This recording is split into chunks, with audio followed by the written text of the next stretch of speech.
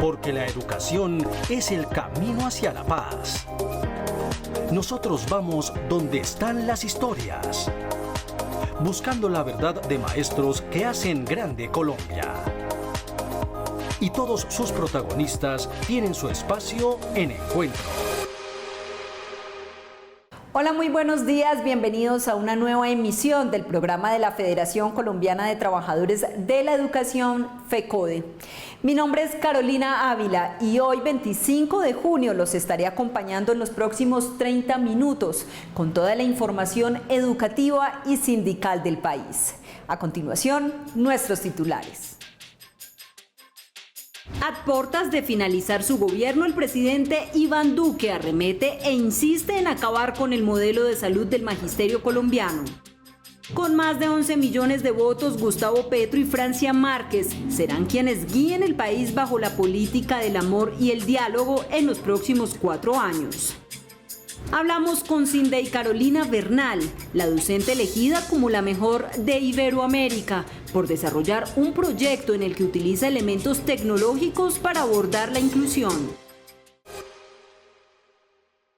Hoy iniciamos nuestro programa explicándole a todos los docentes del país los engaños en la nueva contratación de servicios médicos asistenciales con la que el gobierno pretende seguir sofocando los servicios de salud de los educadores para así acabar con el Fondo Nacional de Prestaciones Sociales del Magisterio.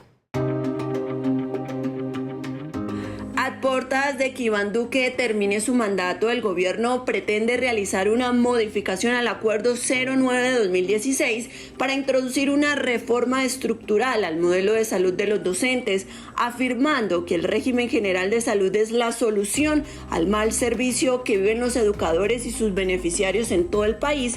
Esto a pesar que la crisis es responsabilidad de ellos porque nunca auditaron, vigilaron, sancionaron o hicieron seguimiento real a los compromisos y contratos de los prestadores médicos. Estas imposiciones gubernamentales, por más que tengan 3 de los 5 votos del FOMAC, no son aceptables porque la Constitución, la ley, la historia de la seguridad social implica que un servicio de salud que es para los trabajadores, que es financiado parcialmente los trabajadores deben decidir enormemente sobre su servicio de salud y el gobierno no tiene potestad para imponer un servicio de salud al acomodo de los negocios que al gobierno le interesa.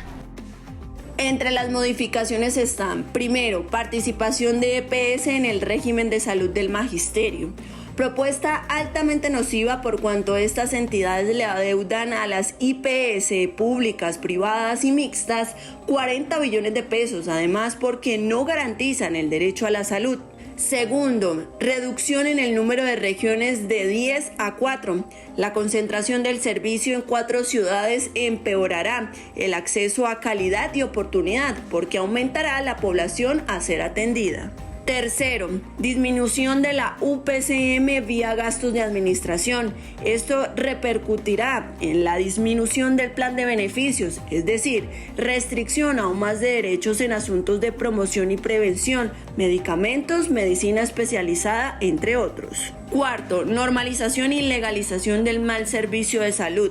A través de indicadores se evaluaría la prestación del servicio y solo en caso de que el nivel esté igual o por debajo del 90% se tendrían consecuencias. Y quinto, incumplimiento en la integralidad de la salud con el sistema de seguridad social y salud en el trabajo. Al contratar este servicio con otras empresas diferentes a los prestadores de salud del magisterio, se vulnera la integralidad que debe primar en la atención en salud y la prevención de los accidentes y enfermedades en el lugar de trabajo. Meter el magisterio en las EPS es acabar con el régimen exceptuado del magisterio.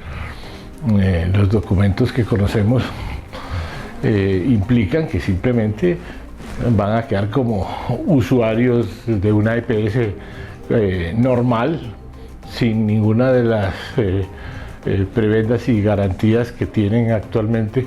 Con respecto a las prepagadas, es otra historia,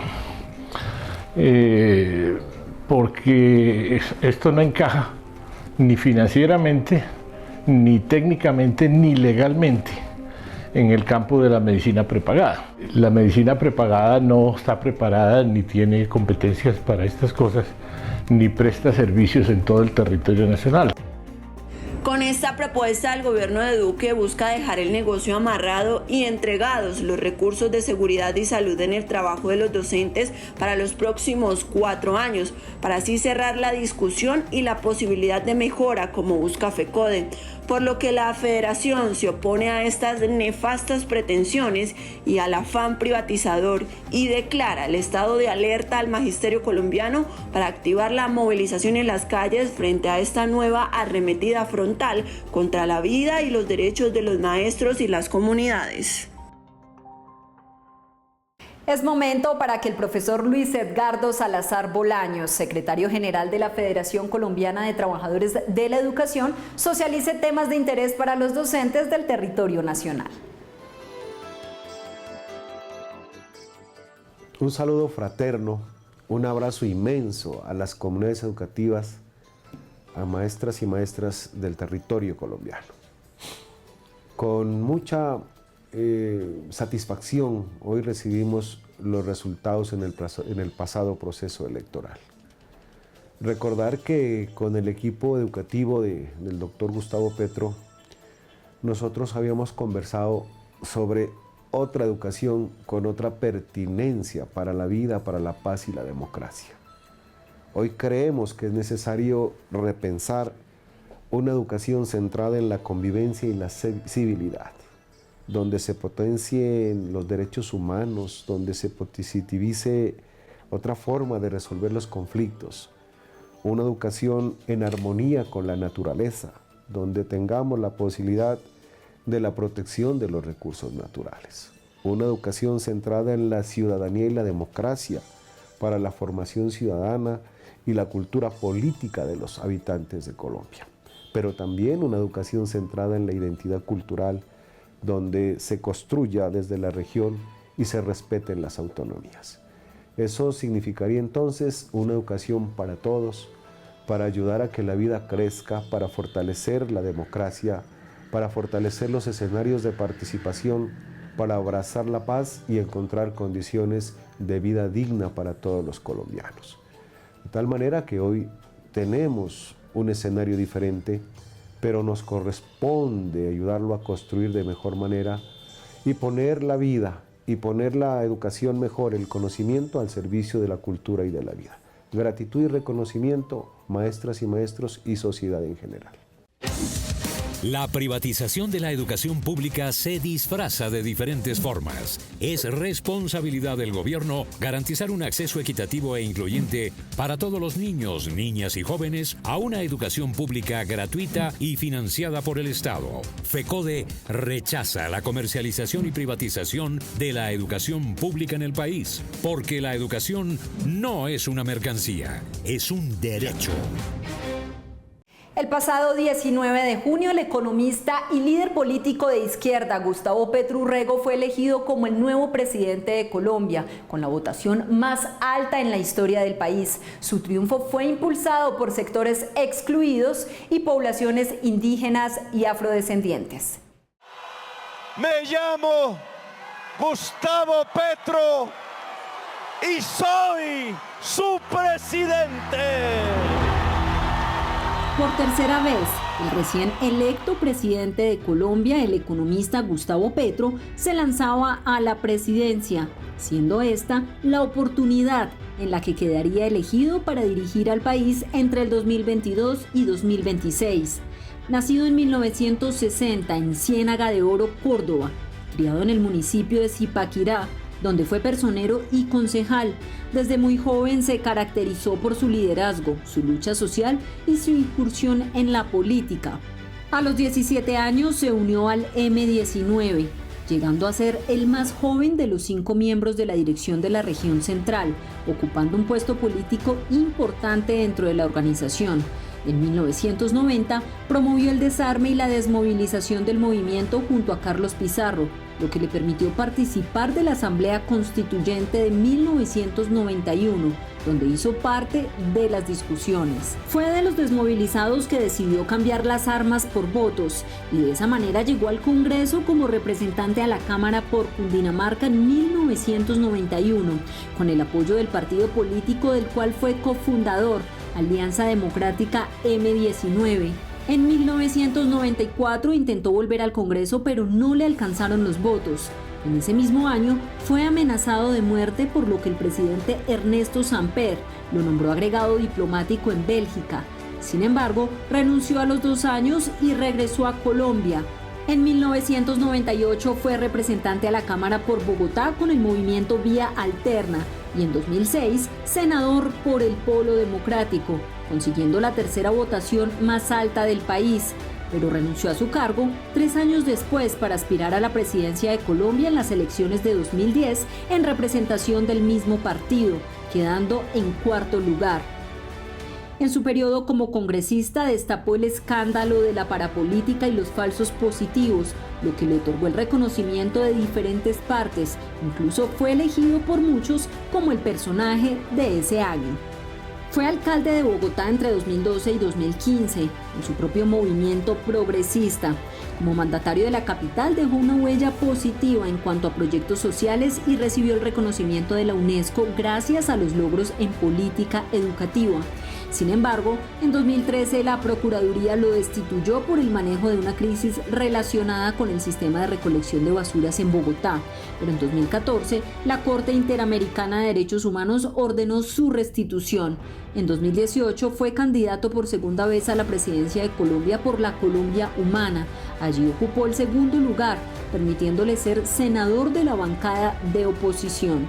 En la consulta interpartidista por el Pacto Histórico de 2022, fue electo como candidato a presidente de Colombia de su coalición, formada por diversos movimientos sociales y políticos. En la primera vuelta obtuvo la mayor votación, lo que le dio el derecho de pasar a la segunda vuelta electoral, donde resultó ganador con 11.281.902 votos y se convirtió en el candidato presidencial que ha obtenido la mayor votación en la historia de Colombia. Petro se define como un líder de izquierda progresista en un país altamente tradicional y de derecha. Propone hacer girar la economía alrededor de la vida, apostarle a la riqueza natural y a la protección del medio ambiente, así como profundizar la democracia y plantear una estructura económica que se base en la producción y no en la extracción. Y Francia Elena Márquez Mina será quien acompaña a Gustavo Petro en la vicepresidencia en los próximos 4 años. Una líder social innata que se ha destacado por su lucha en pro de las negritudes, los derechos humanos y las mujeres. Francia Márquez es una abogada de 40 años nacida en Yolumbó, corregimiento del municipio de Suárez del departamento del Cauca, proveniente de una familia de mineros y labriegos. Su carrera como líder social empezó a los 13 años, cuando participó en el proceso de evaluación de los impactos que generaría a su comunidad la desviación del río Ovejas en la represa Salvajina. Esto la conllevó, en 2009, a iniciar un proceso para evitar que las comunidades afrodescendientes del Consejo Comunitario de la Toma en Suárez fueran desalojadas de sus territorios ancestrales, pues el gobierno les había entregado a multinacionales como Anglo Gold Ashanti y otras personas títulos de explotación minera. Ella y otros líderes sociales aseguraron que se había violado el derecho al consentimiento libre e informado. Por esta lucha fueron declarados objetivo militar de grupos armados ilegales. Eso hizo que ella y sus hijos huyeran de su casa para salvar su vida, lo que la llevó a instalarse en Cali. Experiencias que la motivaron a estudiar Derecho para tener más conocimiento en su lucha como activista ambiental. En 2014 lideró una marcha que a pie partió desde Suárez en Cauca y llegó hasta Bogotá. En la capital fue recibida por Juan Fernando Cristo, el ministro del Interior de esa época. El objetivo era pedir la protección del gobierno al cumplimiento de la sentencia de la Corte Constitucional que amparaba la protección de los territorios ancestrales y exigir el fin de la minería ilegal, que estaban causando la contaminación del río Ovejas y desplazando la comunidad. Esta lucha le valió que en 2018 ganara el Goldman Environmental Prize, el premio más prestigioso para una ambientalista. Desde ahí su lucha por garantías de protección a los líderes y lideresas del norte del Cauca debido a las permanentes amenazas de muerte y el incumplimiento de los acuerdos pactados entre el gobierno y las comunidades negras de esta región han sido una constante.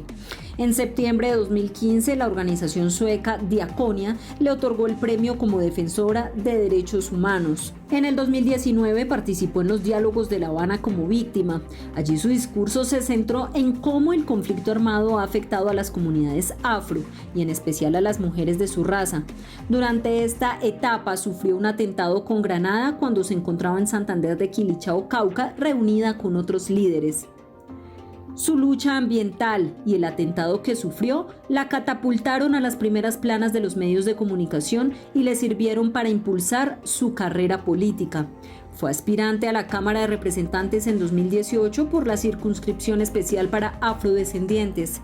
Ahora, con su salto a la vicepresidencia de Colombia, Márquez dice que su triunfo en las consultas internas se la debe en gran parte a las mujeres, a las poblaciones afro e indígenas y a los jóvenes, asegurando que su victoria ya es una evidencia del rompimiento del patriarcado y el machismo en la política.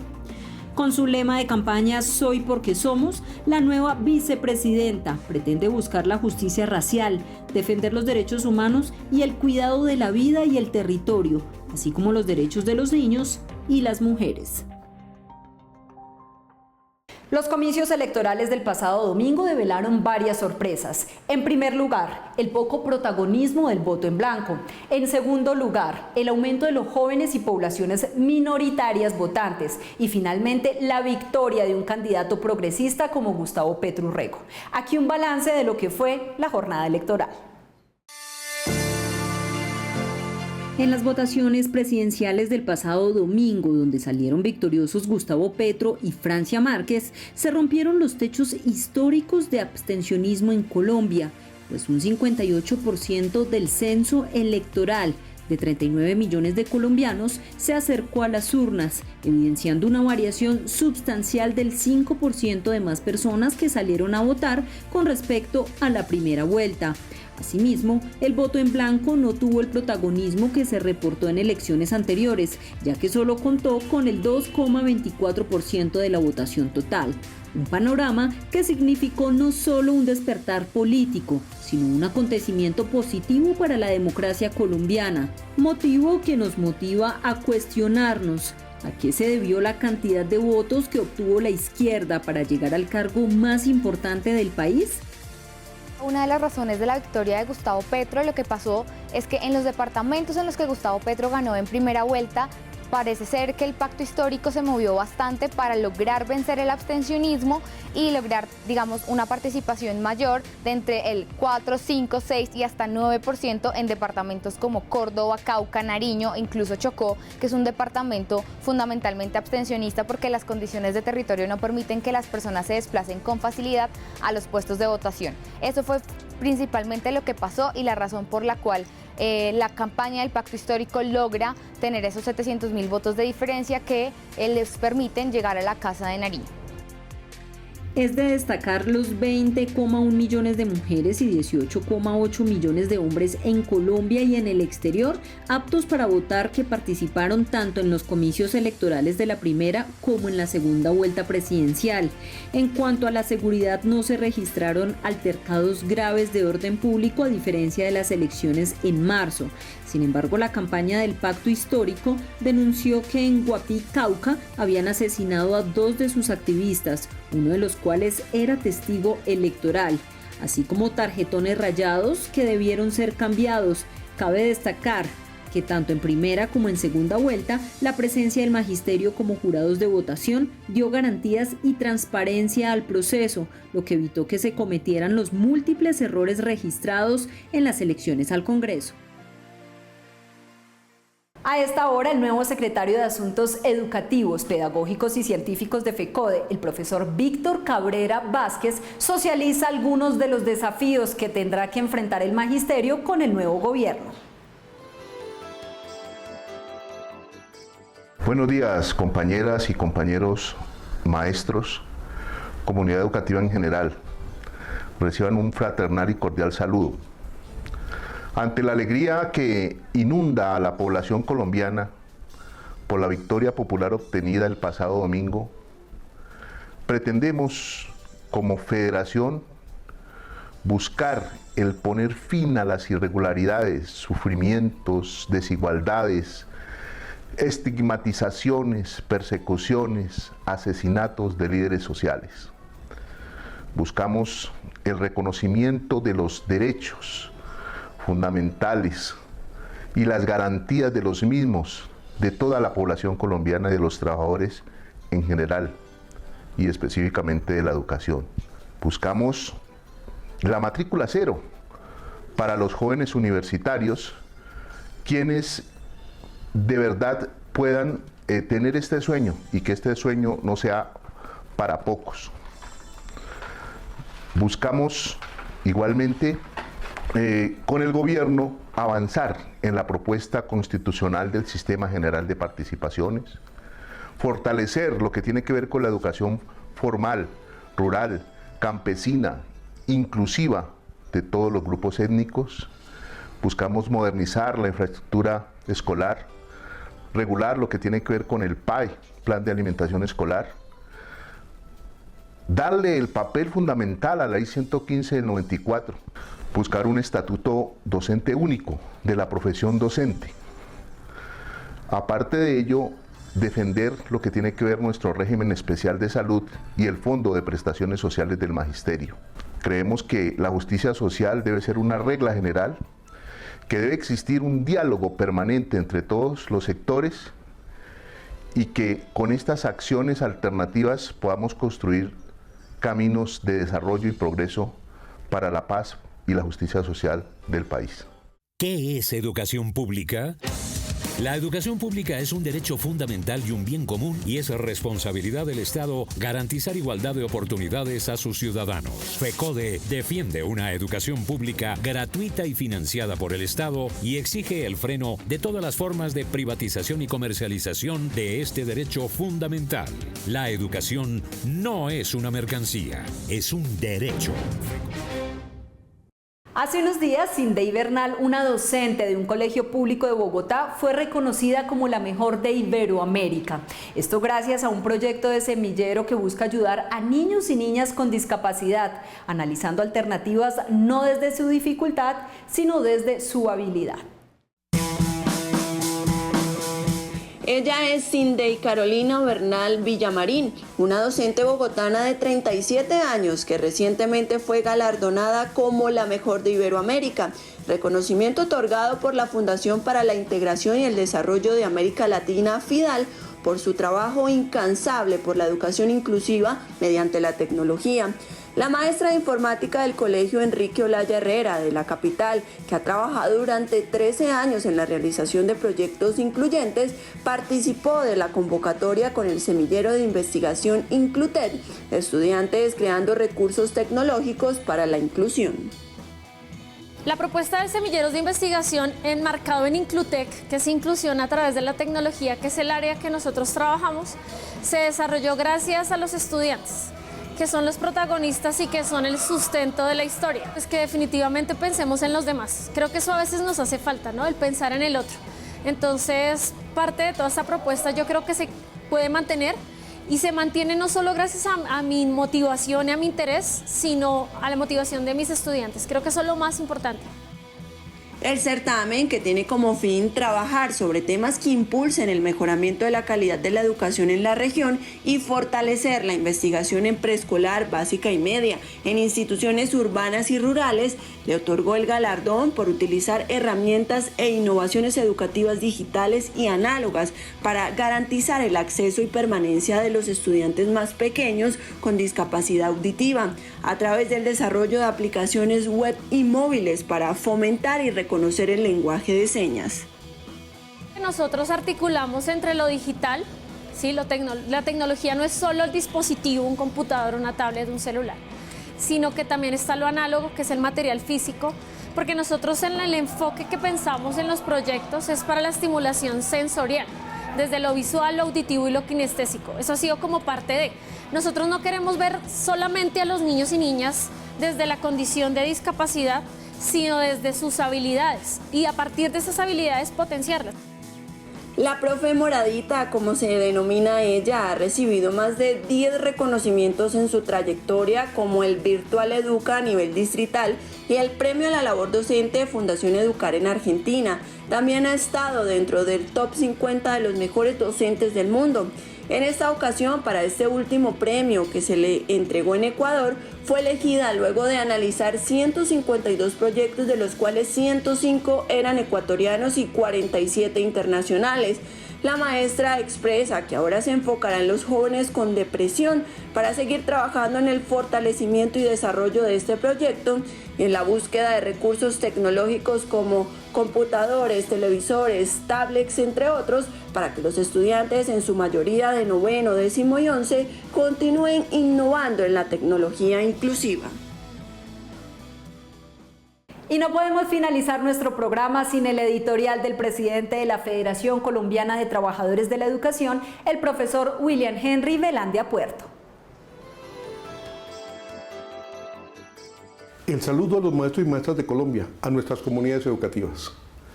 Después de que dilató todo el proceso en la organización de las modificaciones que hay que hacer en el Acuerdo 09 para la preparación de los pliegos de condiciones y manuales que demanda la invitación pública para la contratación de los servicios de salud y de seguridad y salud en el trabajo para los maestros y maestras articulado, como quedó en el acuerdo firmado el 6 de agosto del año 2021, hoy el gobierno pretende acelerar ese proceso a sabiendas de que tiene 3 votos en el fondo de parte del gobierno y 2 del magisterio. Nosotros le hemos dicho, primero, así no es como se define lo que tiene que ver con la salud y la seguridad y salud del trabajo de nuestros maestros y maestras. Por el contrario, tiene que llegarse a un consenso, tiene que respetarse los principios de integralidad que se definieron en el acuerdo y tiene que garantizarse una contratación transparente, con unos requisitos claros en donde se defina la infraestructura que tiene que tener el próximo operador en los 4 años siguientes para que garantice con dignidad el cumplimiento de lo que se contrate en salud y de seguridad y salud en el trabajo en esa articulación que hoy reclama el magisterio. Por eso suspendimos el Consejo Directivo para presentar una mesa técnica en la cual demostró la Federación la propuesta que tiene en esa materia y donde dejó claro los principios de integralidad, de que no aceptamos EPS ni medicina prepagada en el modelo de salud de los maestros y maestras del país y que tiene que ser por consenso, porque es que así tiene que ser la tarea de lo que es patrimonio de los maestros en el derecho a la salud y la seguridad y salud en el trabajo. Entonces llamamos al magisterio a estar en estado de alerta y por eso exigimos cuál es el afán ahora, cómo no han cumplido los acuerdos que tienen que ver con el tema de la financiación en esa reforma de la Carta Constitucional, el tema del curso de los 8.000.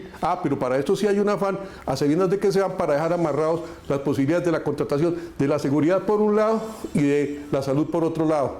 Es una perversidad por parte del gobierno y por eso le decimos a los maestros hay que estar atentos a este proceso, que esto tiene que darse en el marco del próximo gobierno, un gobierno de corte social, un gobierno con el que nos comprometimos los maestros en ese respaldo, en esa campaña y que saludamos hoy la llegada de Gustavo Petro y Francia Márquez a la presidencia y vicepresidencia de la República y en donde FECODE, como lo ha hecho siempre, felicita a estos 2 grandes líderes de nuestra sociedad que tienen que materializar esa política social y de puertas abiertas a lo que la Federación siempre ha planteado en sus 63 años de lucha por materializar el derecho a la educación como un derecho humano fundamental, administrada y financiada por el Estado, con las reformas que tiene que introducirse, con el debate pedagógico, con los cambios que hoy exige el mundo y los efectos después de la pandemia para ese discurso pedagógico, para ese trabajo que hay que articular desde la escuela y que tiene que ver en la escuela esa fortaleza para el desarrollo del país. Reconocemos en el magisterio ese trabajo que se ha hecho mancomunado entre todos los sectores de la comunidad para hacer posible esta realidad y por eso saludamos esa postura que, como lo hemos dicho, sigue la Federación de puertas abiertas para contribuir en la materialización de esa educación pública, gratuita y de calidad, con esa responsabilidad y con ese clamor que hay desde los maestros y desde las calles para que se materialice este derecho fundamental de los colombianos y las colombianas. Y hasta aquí nuestro encuentro de hoy. Recuerden que toda la información la pueden encontrar a través de nuestras redes sociales oficiales en Facebook, Twitter e Instagram. También a través de nuestra página web www.fecode.edu.co. Y una vez finalice nuestro programa, la invitación es a que sintonicen a través de Colmundo Radio la radiorevista Encuentro para que continúen informados con todos los temas sindicales y educativos del país. Gracias por su sintonía y nos vemos el próximo sábado a partir de las 7 de la mañana por Teleantioquia. Feliz día y feliz semana.